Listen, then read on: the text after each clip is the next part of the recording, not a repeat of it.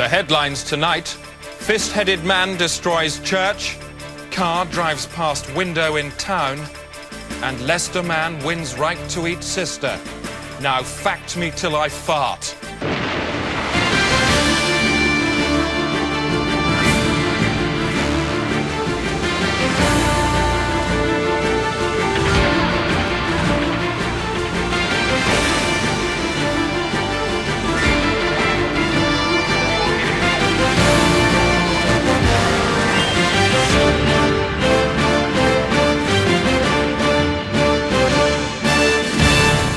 Coming up as stories in the programme,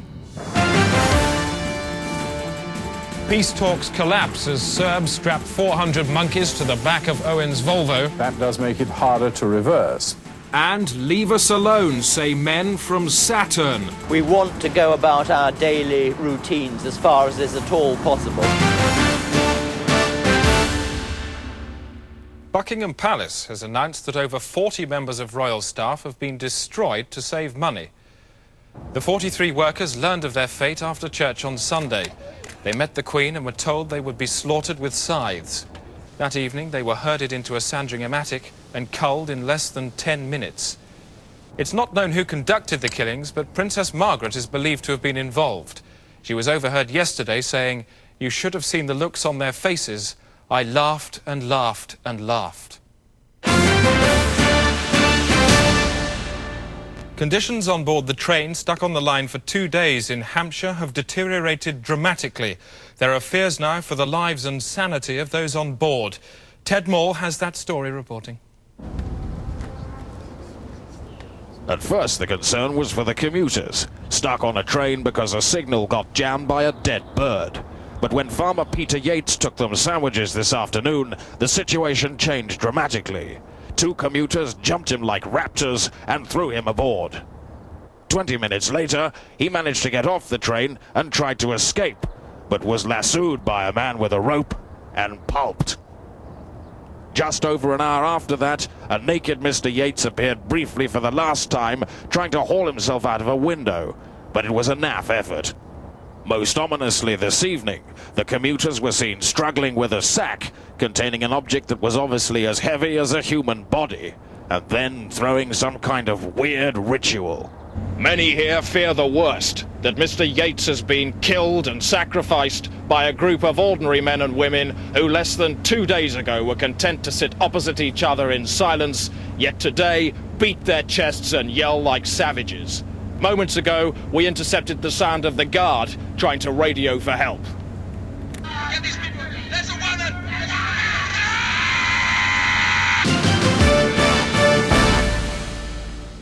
Time now for sport with Alan Partridge. Alan, got to say that soccer commentary was brilliant last night. Thank you. It really was. I mean, I'm not very interested in soccer, but I was totally absorbed and entertained by the whole thing. Great. Tell you what, take a bit of extra time if you want. Do as much as you like on this. I'll be enjoying this too. Tonight, we are going to look at self-defence. Brilliant. Now, self-defence is no longer the preserve of hard men like Charles Bronson and Lee Marvin. More and more these days, we all need to know how to get a bit handy. Anyone who's been on public transport late at night will know that there are a lot of disturbed individuals out there. 1 minute they may be babbling incoherently, the next they could be going for your person. What do? Well, this week is National Self-Defence Week, so who better to tell us than one of Britain's best-loved judo fighting people, Commonwealth silver medalist Adam Neils. Adam. Hi. Now, self-defence is not simply about punching someone repeatedly in the face till they're unconscious, is it? No, it's exactly what it says. It's defending yourself, self-defence with the minimum of force. Weaponry? No, just your body, that's all. Snooker ball in a sock? No, we teach people how to deal with that, but... What do you call those things with 2 sticks with a chain between them? Nunchaka. Yeah, I like those.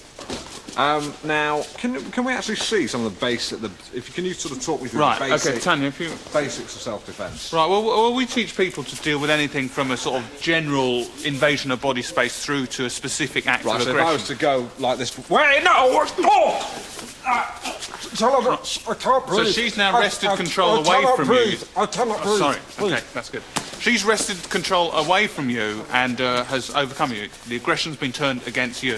What happens if someone attacks you from behind? Right. If you were to attack me from right, I throw you. I could throw you. I could use an elbow block against you, or I could shock you, immobilise you with just twisting the skin, something. Get off, Chris. The American car company General Motors have today announced a cut in their workforce at their plant in Detroit. Our economics correspondent, Peter O'Hanrahan, is there at the moment. Peter, what's going on? Chris, it's a mass redundancy measure. It's the biggest layoff in American industrial history. 35,000 jobs in one fell swoop. Gone. 35,000? Yes. Peter, there's only 25,000 people at the plant. That's right, Chris. Mass redundancy on an unprecedented scale. Well, would you mind telling me how the plant can function on minus 10,000 workers? I don't know, Chris. You tell me. I'll tell you what, Peter. You mean 3,500 workers have been sacked? No. 35,000. It's all here. Let me see what you've got down there. It's 3,500. You're Peter, right. I want to see it. I don't want to hear anything more out of your mouth. I don't believe it. Now, show me your notes. No. Yes. It's 3,500. Show me. I don't believe what you're saying. I just want to see the numbers. Now, hold them up. Hold them up and keep them up. And rotate them 180 degrees in my favour. Do it. Peter, what's that? I don't have the monitor, Chris. I can't see what you're doing. You know what I'm talking about. It's just above your right eye. Yes. A cobweb? And how's a cobweb going to dig you out of your numerical mess? I don't know. Peter, you're lying in a news grave. Do you know what's written on your headstone? News. Peter, thank you. Peter O'Hanrahan, live in Detroit.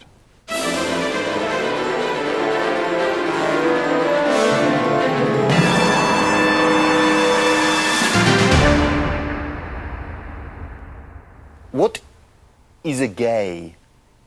Now back to the stuck train, where one of the commuters, now no more than a bunch of wild savages, has given himself up. Here's Ted Maul. All afternoon, aggressive volleys of rubbish thwarted attempts to get the train moving again. Barricaded into his engine, the driver has constantly to defend himself with tools. Then, in a rare lull, perhaps the commuters were sleeping or praying to some new god, one of them left the train. Gerard Hort, a civil aviation engineer, had broken free from the train of hell, but it had left its mark. The man was in no state to give an interview, but it was possible to extract the following information. The commuters are split into two factions, one led by a woman believed to be an insurance broker from Staines. They wear blue ink on their heads, and a smaller group who worship fire. They rallied round a grease monkey from Acton. With the signal here still jammed by the dead bird, there's only one hope now, that a police marksman can shoot it out, giving the driver a slim chance of making it to Liverpool Street before he's torn to pieces.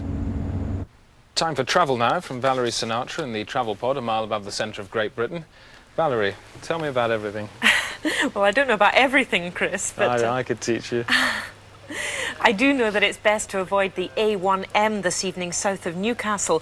There's a crash that's been going on for several weeks, and so far it's involved 9,000 vehicles, so that's really Deathsville. Good news, however, for travellers on the M25. Workers have finished cobbling that, so that's great. The M6, however, in Liverpool is still at a standstill. That's due to the mad cow hanging from a bridge. The M50 is clogged up again. That's not my fault. And the M11 is slow between junctions 5 and 6 due to some police escorting some birds to the coast. That's about it, really. I don't know, it looks like a Robertson's factory down there. Sorry? All the jam. That's right. Golly. Gay Desk now from Colin Popshed. Thanks, Chris. Quick roundup of today's gayness now, starting with the roads. The M70, the A3, the B664 and the A48M, they're all gay as from midnight tonight. The gay elements are potassium, zinc, hydrogen, copper and argon. Quick look at the world's walls. The Wailing Wall is gay, Hadrian's Wall is very gay, the Great Wall of China, that's not gay, and the Old London Wall has also stopped being gay. Gay cars next. They're the same as last night. All Volkswagens registered between 1982 and 1985. They stay gay for another fortnight. And finally, the gay seas are the Caspian and the Mediterranean. So, see you there. Chris. Thanks, Colin. He's not gay, by the way. We wouldn't employ a homosexual. Offices. We all know what they're like. Can I borrow a stapler, please? But many are now undergoing radical restructuring through the work of Lester Beck of Events International. His latest project was on the offices and people of Klubrox Pharmaceuticals in Windsor. Yeah, we can, as much as you want, Harry. Anthony Pon is Klubrox's office manager. He and his sales staff are about to become part of a unique experiment in management training. It was about Thursday, wasn't it? An experiment they shall never forget, and from which one of them will never physically recover. So what we must do is construct a raft, and onto the raft we will put ourselves. Lester Beck is the author of a radical management system known as disassemblage. The disassemblage procedure relies on dismantling each employee's emotional makeup and then reassembling it in a different order. What are we? Are we human? Are we fully human? Or are we not human? What does it mean to be not human? We need to be human. So, let's get it into the present, huh? Let's kick some ass into life. The team convene at 6 a.m. of the first day and are immediately disassembled. You know that you often say instead of speaking? Did you know that? No. Does everyone else notice this about Anthony? Yes. Therefore, every time you say we're going to remind you that you're saying by going as well, okay? Don't take it personal. I'm the office. I'm the office manager. I'm responsible for the run. I'm the office manager. Yeah, all right. Stop it. Stop it. Good. I want you to give Christine a gift, and the gift you're going to give Christine is the gift of the truth of who she is to you. John. You dress like an old lady and you've got a stupid face. Good. Hit Christine. Christine, say thank you. Thank you. Good. Lisa. You're hairy and you're lonely and you've got a... Just two will do, Lisa. Well, you're hairy and you're lonely. Hit Christine. Good. Anthony. You've got no sense of humour and you're always there. Christine, hit Anthony. Oh. Good. Good. Beck takes the team out into the field to test purchasing techniques. Okay, what we're going to do is we're going to buy a newspaper, okay? And this is where we're going to get what we want. John. Hey, hello, my name's John. I'd like a Today newspaper, please. It's 2025, yep. He's got the right change. Thanks very much. Thank you very much. Good, John. Anthony. Lester, can I just ask, are we, is it... Buy a paper, Anthony! One thing, though. Buy a paper! Can I don't know, because I've already bought one, you see. I don't know whether I should buy the same one or... That's not important for the exercise. Can I have a... please stop it! Come on, Anthony, buy a paper. Come on. Okay, buy some candy, I don't care. I don't go on! That's all right, I got the mirror! I got it! I got the mirror! Coming up, Clinton welcomed home after machine gunning 400 buffalo. And the siege on the stuck train has ended. A police marksman shot the dead bird out of the signal at 7 o'clock this evening. And the train, which had been stuck on the line for 57 hours, full of commuters going berserk, pulled off in a cloud of burnt diesel. By the time they arrived in London, most of the commuters had put their clothes back on and wiped off the blood. More cuts in the NHS have been announced today. Here with a resume of its 30-year decline, Fiona Harlem. Few people would deny that, were it one of its own patients, the NHS would be on the critical list. What was once the healthy, bouncing boy child of Ernest Bevan is now barely more than a disease-racked, breathless corpse. But why? In 1979, funding for the NHS stood at over £10 billion. But by the late 80s, government cuts left the service with 37% less cash. So that's only 3% in real terms. So what in the end will happen to this? Chris. Thank you, Fiona. I'm joined now by the Junior Minister of Health in our one-to-one discussion area, Matthew Crean. Now, Mr. Crean, you've taken the money out of the NHS. You're the man responsible here. What do you say? I want to say I want to discuss this report. Well, let's not discuss this report. Let's discuss the figures. No, we have to discuss the report because this report is a tissue of lies. It is, Hang on a usual. second. Let's just stick to the figures, shall we? You're destroying the lives of patients. What do you say about that? No, I want to stick to this report. This report is a tissue of lies. It's completely jaundiced. What are you saying? Lies? Absolute lies. It's nonsense from beginning to end. How dare you say this? I think this report is a perfect example of tabloid television at its very worst. Listen to this. I'm not having any more of this. I didn't come here for this this evening. I certainly didn't want to talk to people like you. Now, don't ever come back again. I really won't have any of this. Fucking white bastard anyway. I'm going home now. I'm off. I'm never coming back.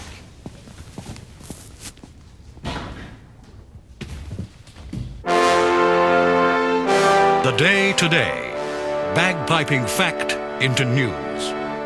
Environation from me, Rosie May. The war raging between two nations of crabs in the Bay of Biscay has claimed more human lives. Last night, a Portuguese trawler was dragged underwater by the turbulence of a massive battle between over 400 million crabs fighting for territory on the ocean floor.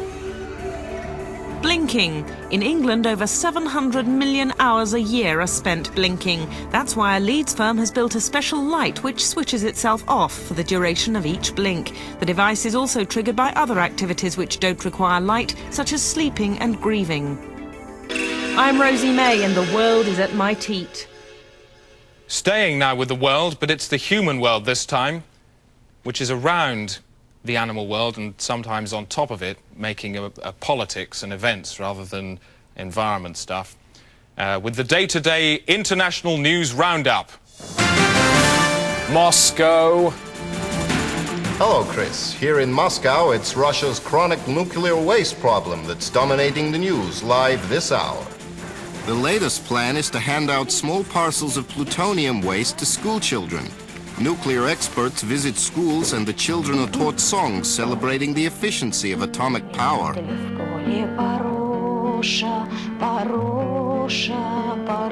At the end of the day, the children queue up for their plutonium, which comes in a bag bearing the instruction, take this home and deal with it.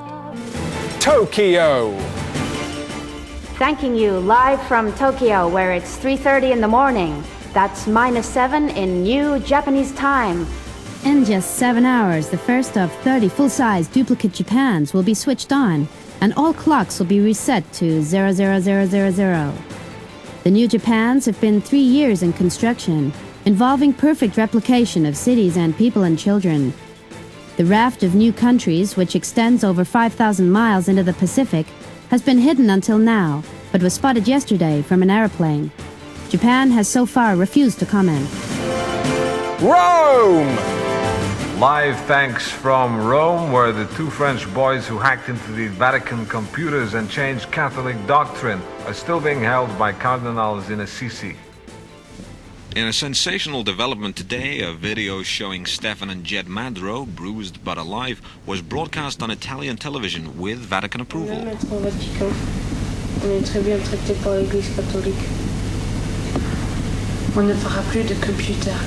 The boys were snatched from the street 2 days ago and held in a turret after admitting they had tapped into the new Vatican Theology Bank, a computer which contains the full doctrine and law of the Catholic Church.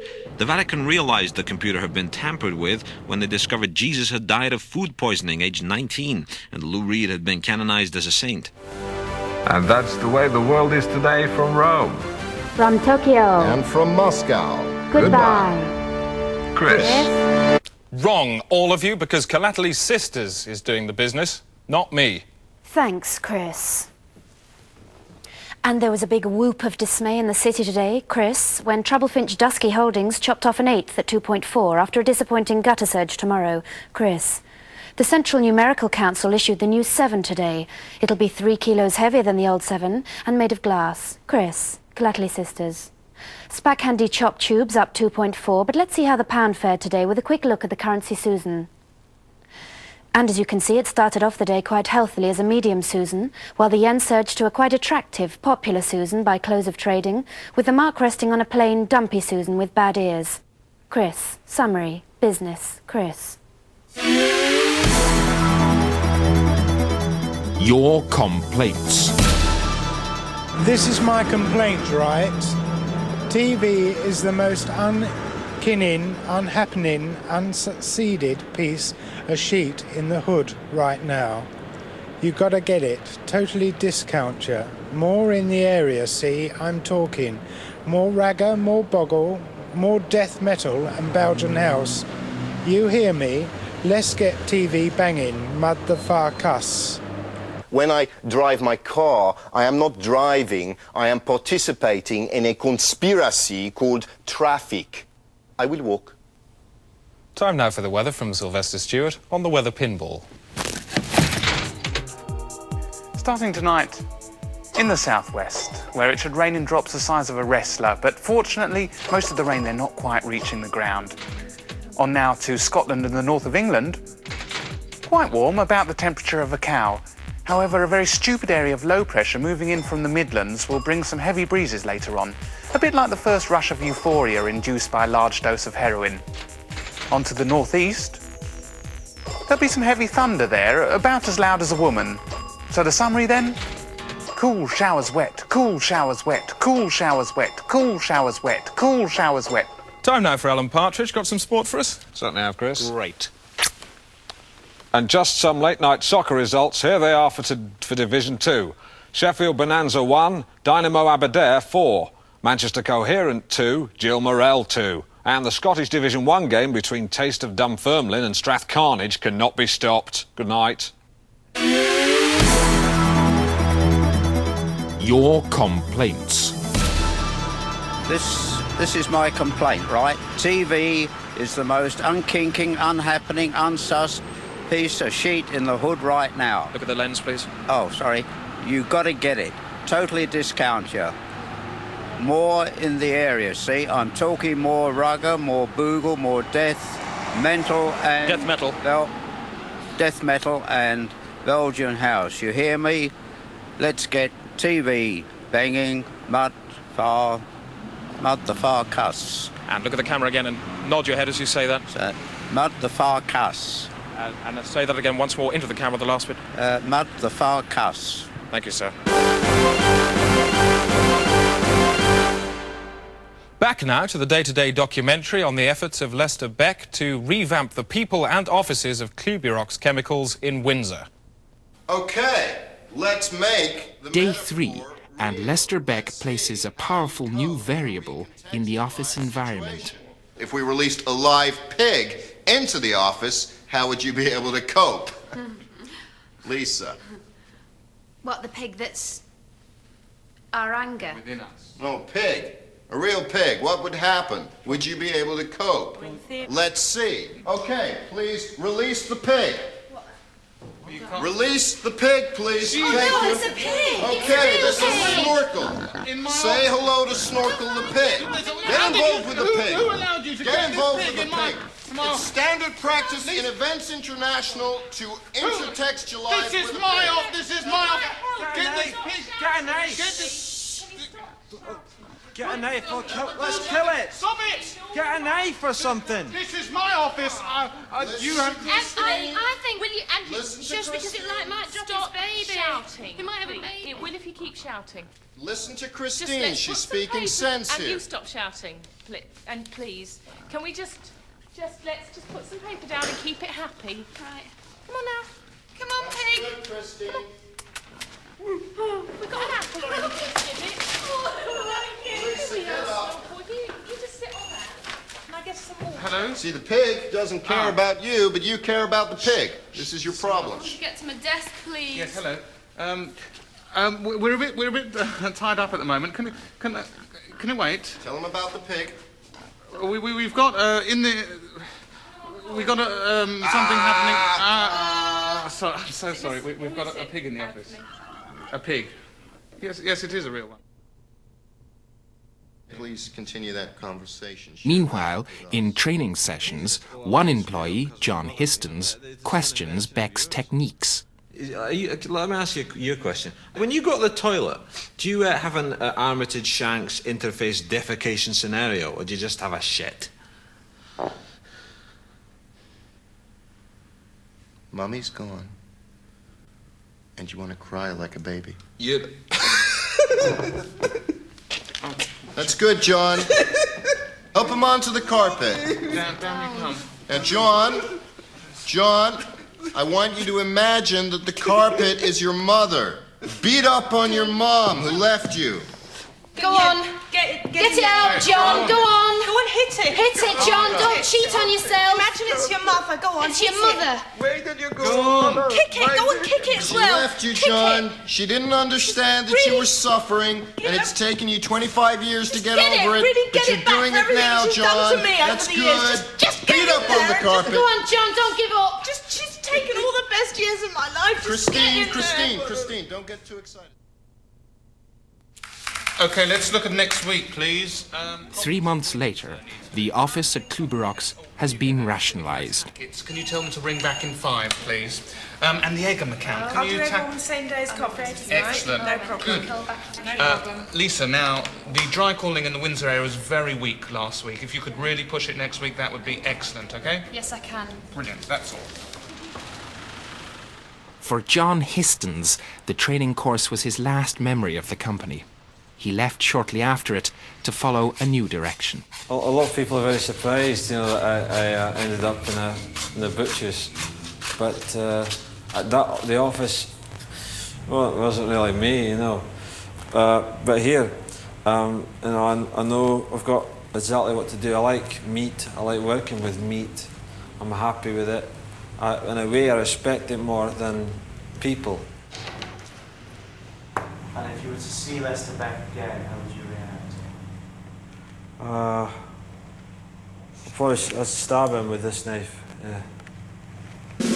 The Day-Today. News Felch. And just time for a quick look at tomorrow's... The Independent, Bank of England recovers from swollen chairman unusualness. The Telegraph go with Simon Rattle lost in Cress. The Daily Mail, pretty keen on Lassoed Bat wins Booker. They devote 4 pages to that. The Daily Mirror, rather upset. Fleetwood Mac buried in dog avalanche. And today, ride with old woman killed by little glass planet. It's a story there by Andrew Penman. Due to a printing error, tomorrow's Guardian is full of water. That's it. That's the day today, on the day the world learned that Cliff Richard is pregnant. Good night.